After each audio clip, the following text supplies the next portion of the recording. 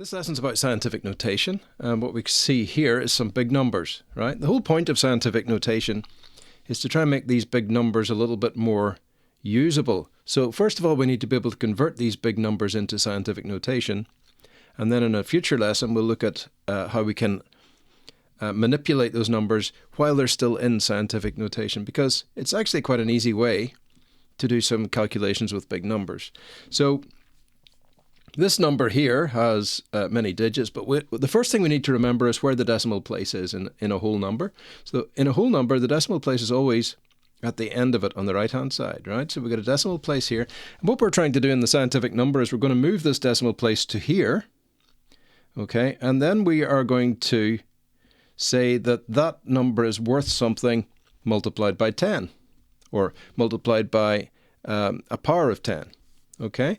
So I want to move, in scientific notation, I'm going to keep one whole number to the left of the decimal place, and everything else goes to the right of the decimal place.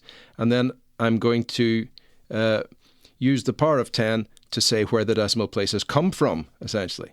So let's just see how many places we have to move the decimal place. So I need to go 1, 2, 3, 4, 5, 6, 7. Okay, so we're going to count back this way. 1, 2, 3, 4, 5, 6, 7. Okay, so I can make this now 1.2, 3, 4, 5, 6, 7, 8. Now I haven't made this number any smaller particularly, but in general these big numbers, we can round them off to the first three significant figures, but let's not worry about that just yet. So I've moved the decimal place 7 places, so I'm just going to make that times 10 to the power of 7. Now, if you take this out and you multiply that number by 7 tens, each one of these spots is worth 10 multiplier. So 7 tens, and 10 to the power of 7 is the same as having 7 tens in a row going times 10 times 10 times 10 7 times. Okay?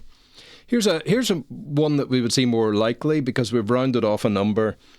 So I want to move this decimal place. I remember that at the end of my whole number, decimal place comes on the right-hand side. I'm going to go 1, 2, 3, 4, 5, 6, 7, 8 this time. I'm going to put the decimal place there. So that is 1.2 times 10 to the power of 8. Okay, nice and simple. You just need to count how many places we're going, because each one of these is a multiple of 10, essentially.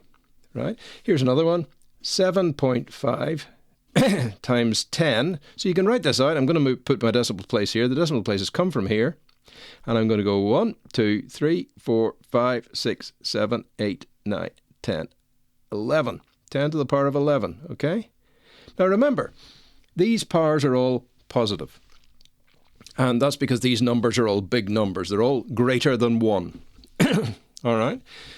And they're all greater than... So large numbers are bigger than 1. Small numbers are less than 1. So... but we need to be able to convert the other way as well, so let's have a look at this one. This one here says 4.1 times 10 to the power of 12. So it's going to be a big number. I'm going to put 1 in. And I know this decimal place is going to come from here. So I need to move the decimal place 12 places to the right. So 1, 2, 3, 4, 5, 6, 7, 8, 9, 10, 11, 12. I can draw in a 0 under each one of these arches.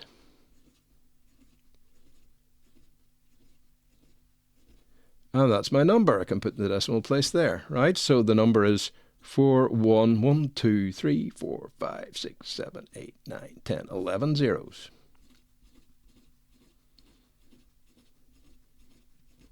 But in science, we have some very, very big numbers. For example, a mole is 6.022 times 10 to the power of 23. So it's obviously completely unwieldy to draw out all these zeros. It's easier to write something like this. Okay? We can do this with small numbers as well.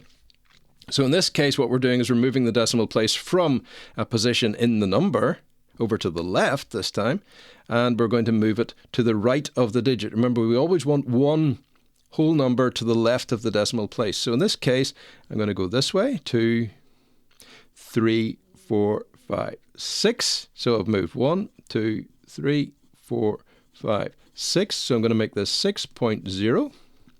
Okay, 6, I put the decimal place here.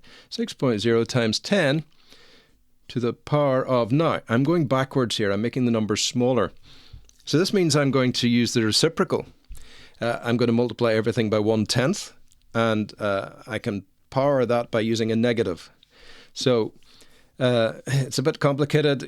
You need to work through the maths in your head to make sure you understand how that works, but you don't need to. All you have to do is remember that if we're making a small number bigger, it's going to be a negative, all right? So we've turned that into a positive, or a bigger number than 0.